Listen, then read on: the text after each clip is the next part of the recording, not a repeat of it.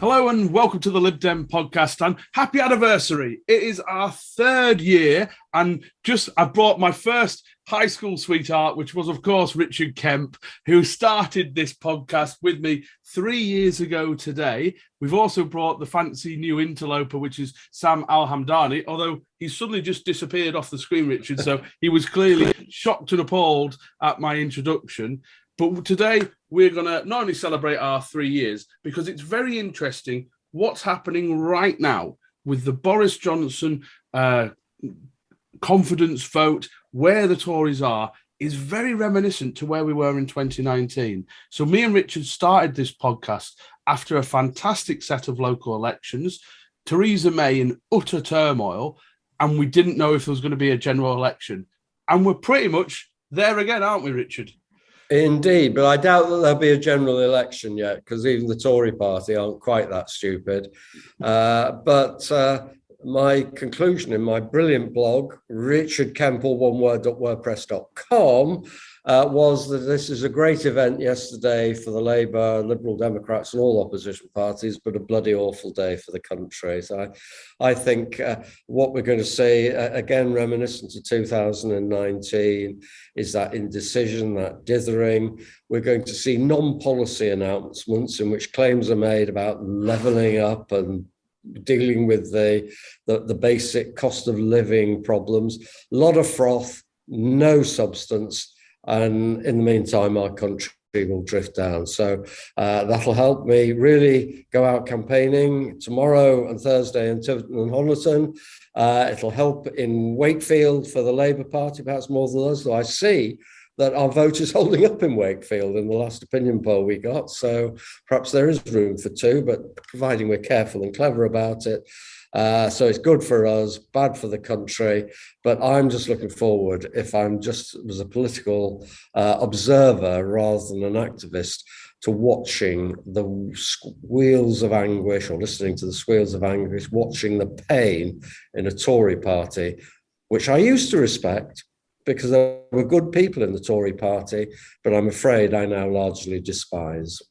Before we bring Sam in, I just want to point out, because some of our viewers and listeners may not actually know what the actual result was yesterday. I assume they do. I think our listenership is of a high caliber, but it was, so Boris Johnson got anoraks, actually. Yes, that's right. Yeah, birds. Yeah, that's right. So Boris Johnson got 211 votes versus 148 who actually voted to have no confidence in him. Now, I was not expecting it to be that high, Sam. I put my little bid in at 120. What did you think? I bid 156. Oh, so it was pretty close.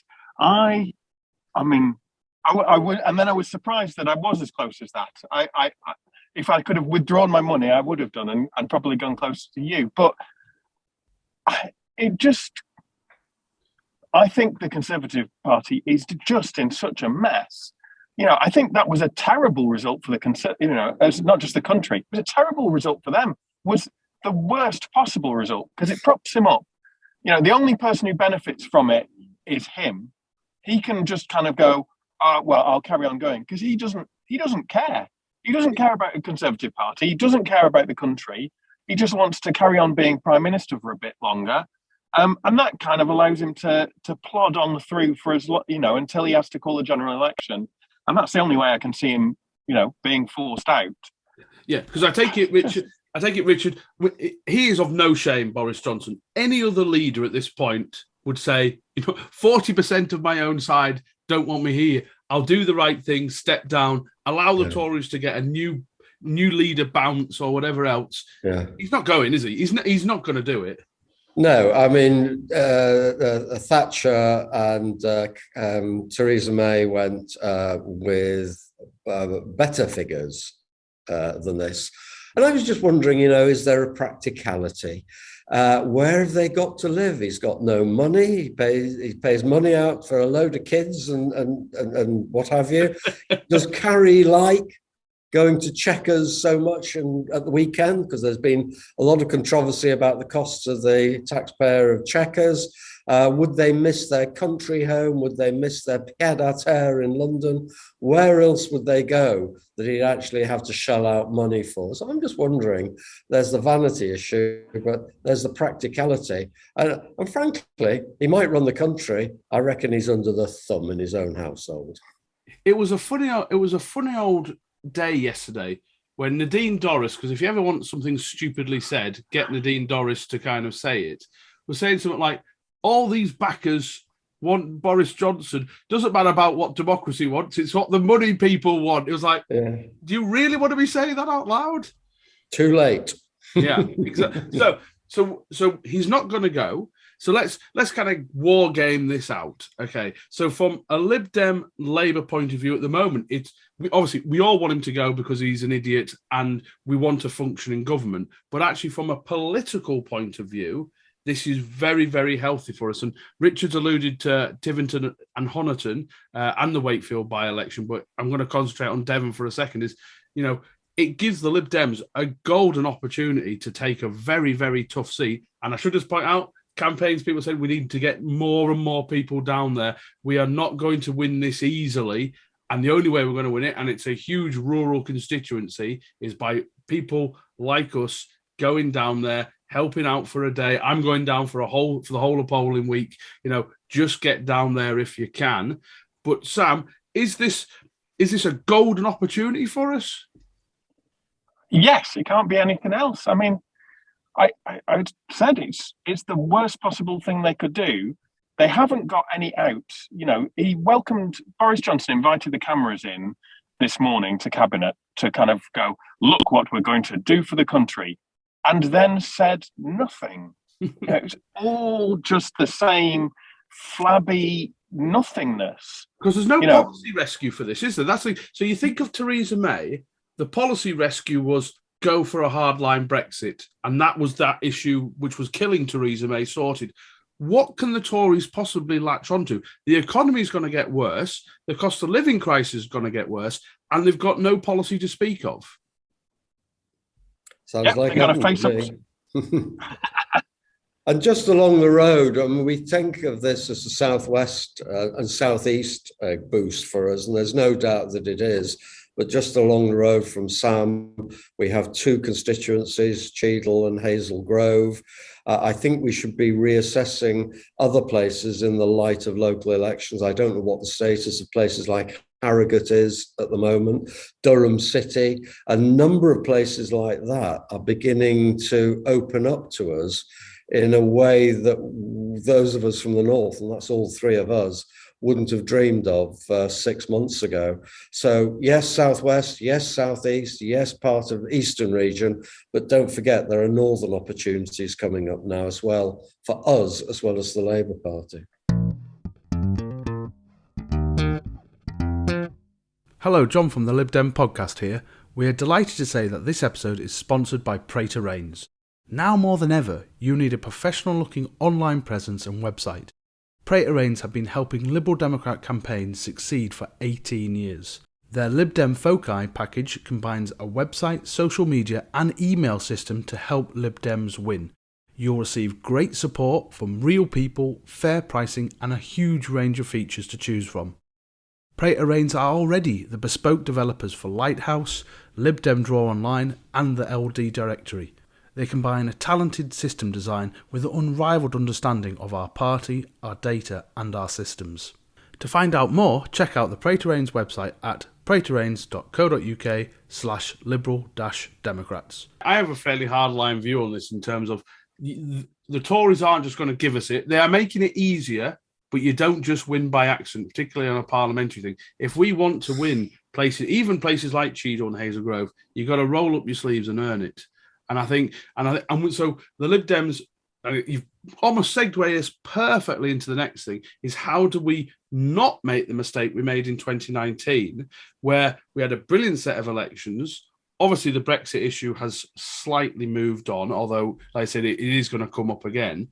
But the mistakes in 2019 when we overcommitted to too many areas, we weren't focused enough. As the Thornhill review said, what should the Lib Dems do now, Sam, that we got that what should we do differently now that we didn't do in 2019?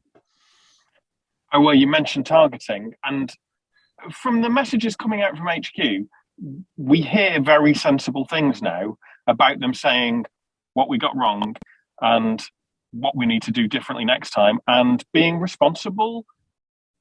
After each by-election, we get information out saying, look, this is the basis on which we're making decisions, and that builds up trust. And I would say to Mike Dixon, who is often behind those messages, keep it coming, because the only way that we can, have that confidence in that decision making is to see that decisions are made on a sensible basis and paying off, which is what we keep seeing. So I wouldn't see more than about 30 seats still being targeted, and that still seems slightly on the high side. If it's more than that, I'd worry. It's because I suppose, Richard, what's the most important thing now for the Lib Dems? Is it getting as many Lib Dems elected as possible, which is obviously what we all want, or is it to bring down this government? Well, I don't see how you can separate the two, because Labour can't win a general election without us winning seats. I have sympathy with what Sam says, but I go a bit higher than 30, because I think we've now reached that. But I haven't seen the analysis, and I think we'll need to redo the analysis after the 23rd. And I think we have to do two things. First of all, we have to ruthlessly target, but we have to accept that you need to do some things in your own areas. Not everyone's going to come out. So we have to give alternatives as well. So in Liverpool, yes, a lot of us came and will go again to the Stockport area or others, but actually you can't get there every night, even the most keen of us. So what's our policy in Liverpool? It will be to choose, depending when the election is, 3 or 4 wards that we want to gain or we're scared of losing. We'll concentrate our parliamentary work on those and then try and get people to come over. And I think people often forget the other side of that. The three of us are lunatics, and not every Lib Dem is like that. But if we can say, you're going to help the Lib Dem general election campaign by making sure we win X ward at the next election, then that's their part of it. And it's practical, it's realistic. But I'd go for 40 and some local, but we might all upgrade that after another couple of by-elections. I think Richard is absolutely right. The wise old sage that he is that it's a dual approach. So, the likelihood of me being an MP at the next general election is extraordinarily slim.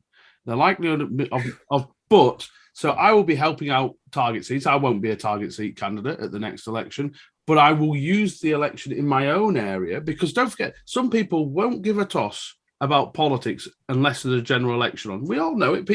Membership spikes just before an election, and then a year later it drops down a little bit. We need to make use of that spike to recruit new volunteers, to get new members, to get people involved, to work. Maybe if you're in an area where you think, well, there's a Tory seat here that we've never really had a go at, is there an opportunity there while people are engaged to get some data and make a go on it? So I think that's the approach that I always take in general elections. Don't get candidate-itis. Don't think it's all about you, but help others, but also you can help your own area at the same time. Does that sound about on message, Sam? Close enough. Yeah. Close enough.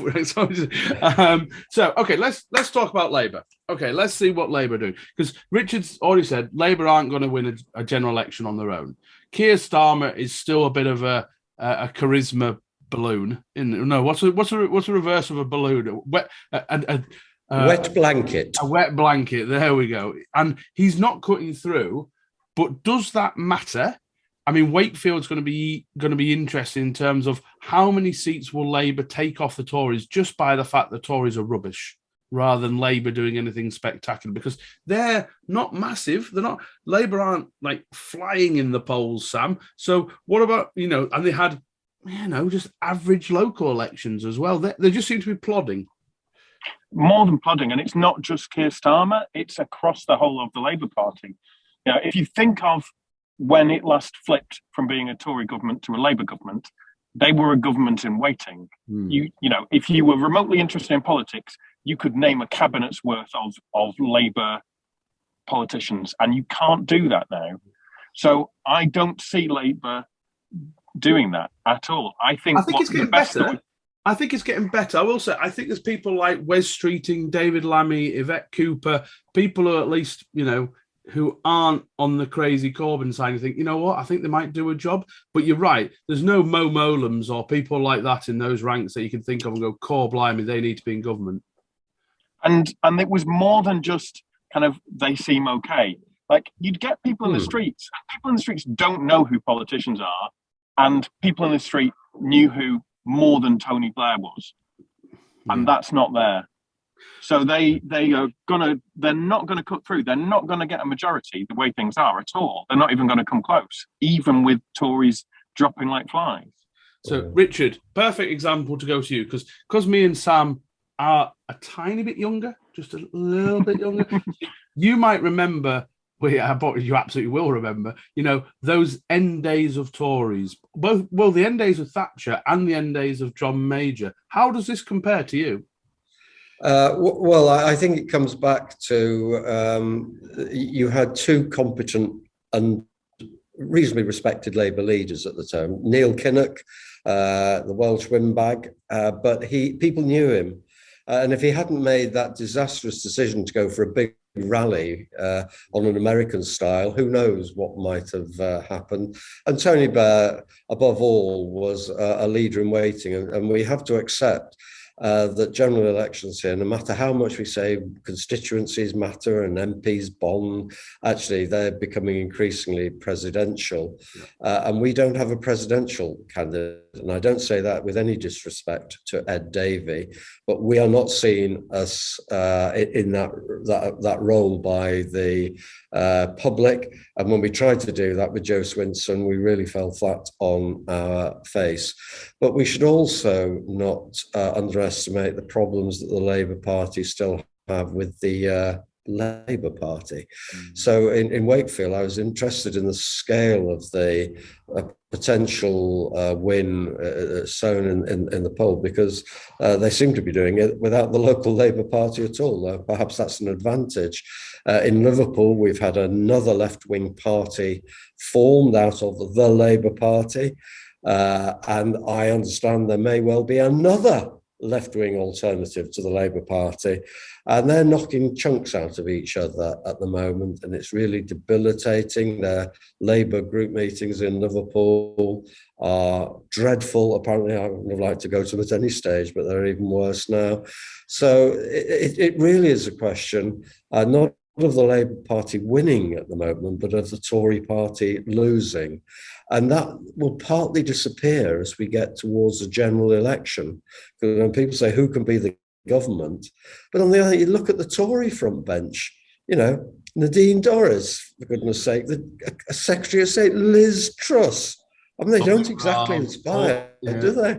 No. And I think, but what's interesting here is, I think there are a couple of dangers that Lib Dems need to be aware of. So if somehow they get rid of Boris, and what might be is the Parliamentary Privileges Committee, if Boris Johnson is suspended from Parliament, that I've kind of given up all hope of the Tory parties having a spine regarding Boris Johnson, but that might be something that is truly extraordinary, that he is suspended from Parliament and something happens. If that happens later in the year, and I speak as a Lib Dem who's up next year, and a new leader comes in, we do need to be prepared for a new leader bounce. You know, the Tories have been very good at being, despite being in power for so long, at presenting themselves as a change party. But the problem is, who is that heir apparent? Absolutely no. With Rishi Sunak's wife not paying her taxes, you know, his star fell. You know, so far he's gone. There's no way he can do it. So who's left? Jeremy Hunt has basically come forward yesterday, basically saying, I'm going to do it. But as Heseltine found out, the assassin very rarely gets voted to lead. So, but are there any other concerns you've got, Sam, in terms of what this may mean? Is it whether that is complacency from the Lib Dems or a potential new leader bounce before a general election? not in terms of complacency, because I think it's been so recently that we've got burnt that fixes it very much in your mind. You know, we mistargeted last time, and very obviously in some cases, and so people are very aware of that, both in constituencies and at HQ. So that's less likely to happen. I mean, if we can find a way to mess it up, we often do, but still, it is at least in everybody's thinking, and people seem to be on the same page. I'm more worried about a bounce. I think it feels like the sort of bounce that Major got is the most likely thing. Like, they get enough to muddle through. And that is the worrying thing. You know, if we just can't pull enough seats, as Richard said, we need to take seats off them, and Labour need to take seats off them. And if we take 20 each, you know, but still need to do that. And it is still a big jump from where we are. I think the other factor we've got to consider isn't a political one, but it's a practical one. And that's the new boundary changes, because those will advantage the Tory party. So if they think things are a bit tight, I can't remember what the figure is, but does that give them 12 more seats at current voting intentions? Maybe slightly more than that. Yeah, it's more than that, but so a minimum of 12. You know, and how frequently has someone overtaken a 102-seat majority in Parliament? You know, we are talking about needing record levels of change. Yeah, that depends whether you put the Scots in, doesn't it? Yeah, that's true. Yeah. So, I mean, and Scotland's going to be a key thing both before and after the election. You kind of, because I expect the Scottish Conservative seats to be entirely gone. You know what? I think there's only 4 of them at the moment. Someone will message and tell me I'm wrong, but there's not a lot of Tory seats in Scotland already. They'll go. How then Labour and we do in Scotland, and then what happens afterwards with the SNP? Who knows? But as far as I'm concerned, from a Lib Dem point of view, we could deal with after the election afterwards. I know what we kind of want, what would be our red lines and what we would go for. But actually, the first things first is we've got to take, like Sam said, those 40 seats. That's it. You know, between us, Labour, the Greens aren't going to win anything. The Greens, you know, they don't seem to be doing anything at all. That's our goal. Pick 40 seats and let's get rid of this Tory government. Yeah. Absolutely. And we've got to be disciplined about it with that fallback position I mentioned before. And I don't think there's any need for us to speculate at the moment about what that will mean in parliamentary terms. It's our job to listen to what the people say, to look as when we advise council groups who've gone into controlling positions or no overall controlling positions in particular. What did your manifesto say? What did theirs manifesto say? Can you agree a programme? And only if you agree a programme with other people should you then start divvying up the seats. Yeah. One of the problems that went wrong last time, in my view, is we were too keen at looking at the seats and not at the principles. Yeah. And just to let everyone know, as some of our viewers will remember, I had a little cheeky bet. When did I place it? I placed it on New Year's Eve that Tom Tugendhat might be the next Prime Minister of this country. They're now offering me triple my money to cash out. So this is because there's a lot of rumours about him and Jeremy Hunt working together. Because also Tom Tugendhat has come out very strongly against joining the single market again, which was a clear indication he wants to hive the Brexity vote. And that's really interesting what's coming up now. People like Daniel Hannan coming back out of the woodwork saying, oh, you know what, maybe we shouldn't have left the single market or the customs union. Yeah, Daniel, maybe you should have said that stronger during the actual referendum and during Theresa May's, but you didn't. You threw your conscience out the window, decided that to back Boris, and what a surprise, you shafted the country. So I have no truck with all these Tories saying, oh no, we would have moderated if we could. Oh, do you feel better now, John? I do feel better. 25 minutes to get on to Brexit. So we're failing us Lib Dems now. But you're quite right. I mean, there have been a number of opinion polls lately. I think I saw one in which the people who thought Brexit was going well was 19%. Now, where they live, God alone knows, because no one else thinks that. We can see it in the shelves. The pictures still coming up of people queuing at Dover, or not people, but the Arctic's queuing there. Increased costs in the shops. Inflation here going up to 10% in France, Italy, Germany, 3 to 4%. People really think now they've been hoodwinked. Yeah. And so I have to ask, because, I've been a little more strident than John about this. Should we be now saying that the 19% will never, ever vote for us? We should go for the 81% because they're much more in tune with us. There's no way the next general election, Brexit isn't going to come up. Labour will ignore it at all costs because they know it'll screw them either way. My view is that you go for something like the single market and a customs union. It's the perfect branching point in terms of it gets there's a business. I mean, just look at how the economy is doing, how the workforce issues we're getting. There's 1 million less people in work today in the jobs market than there was in 2019. That is through people leaving, going back to Eastern Europe. That is people who have retired, taking COVID as a chance to retire. We are desperate for staff. You see help wanted signs everywhere. I talk from a council point of view. Preston City Council has never had so many vacancies. That isn't going to change, and that is going to get worse and worse, coupled with businesses dealing with a cost of living, because we talk about households a lot. The amount of businesses that are just going, we are not going to survive this, that having better relations with a huge economic bloc next to us has surely got to be in our manifesto, Sam. Yes, it does. And not just that, I mean, the travel chaos, like the practical benefits. People, when things are going wrong, when you're feeling bad, you need to be able to escape. And then we managed to clobber that as well. And so we're just seeing pictures of people piling up and baggage piling up at airports. So we can't even at the point at which you want to relax, you can't relax. And that's come from what this Conservative government has done. I mean, looking back at, we talked a little bit about, we've been talking for 3 years on the podcast about stuff. We said a few times, at what point does this come back to haunt the Conservatives? They just look like they're going from reaction to reaction to reaction. And surely at some point it's going to hit. And now I feel like, we've hit and there's nowhere for them to go. Will Boris make it to the general election, Richard? No, I don't think he will. I think that we will end up with a Theresa May situation. He'll go just before or just after Christmas. I cannot see him being able to limp his way to the finishing line. Sam?